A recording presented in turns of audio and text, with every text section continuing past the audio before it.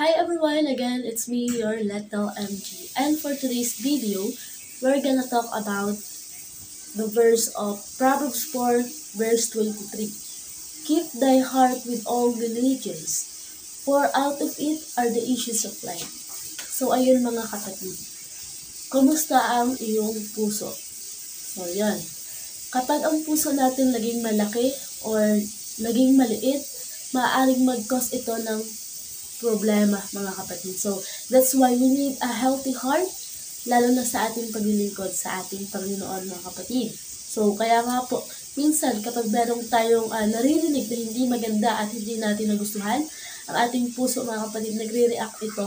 Pwede tayong masaktan, pwede tayong magalit. So, kaya nga po, mga kapatid, kapag meron tayong pinagdadaanan, parang ang hirap-hirap itaas ng ating mga kamay.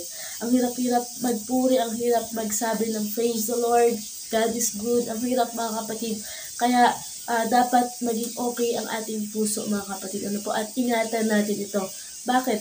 Ano po ba ang ibig sabihin ng ating puso mga kapatid? Heart is a vital first-size muscular organ that pumps blood throughout the body mga kapatid. This delivering oxygen and nutrients while removing waste products. And it is the main organ of the circulatory system. So, ayun mga kapatid, yun po yung ibig sabihin ng ating puso.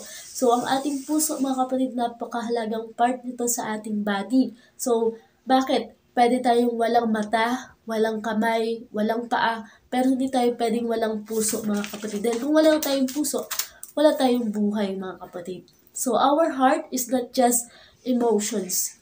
It is not just a set of our thoughts, desire, and motivations. So dito, nanggagaling sa ating puso, mga kapatid, ang lahat, mga kapatid, na kung saan ang ating puso, mga kapatid, pwede itong madaya. Our heart is a deceitful, sabi mga kapatid doon sa verse ng Jeremiah. So, kaya mga kapatid ng ating Panginoon, the Lord tests our heart. Sabi mga kapatid sa Proverbs 7:10, 3. So dahil maraming haka ang puso ng tao at hindi lahat ng nandito mga kapatid ay tama sa ating Panginoon. Kaya ang ating Panginoon at tinetest niya ang puso ng tao mga kapatid. Kung ito ba ay mabuti o kung ito ba ay masama mga kapatid. So in the Proverbs 21:2, the Lord weighs the heart.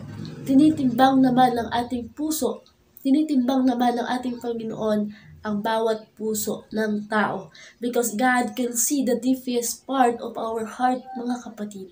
Kaya mabasa ng ating Panginoon ang ating puso, mga kapatid. So dahil ang bawat lakad ng tao ay maaaring matuwid sa kanyang sariling mga mata.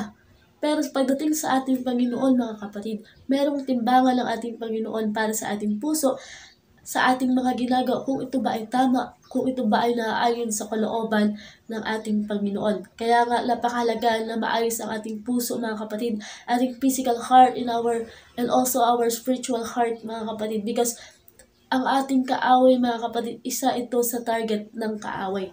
Why?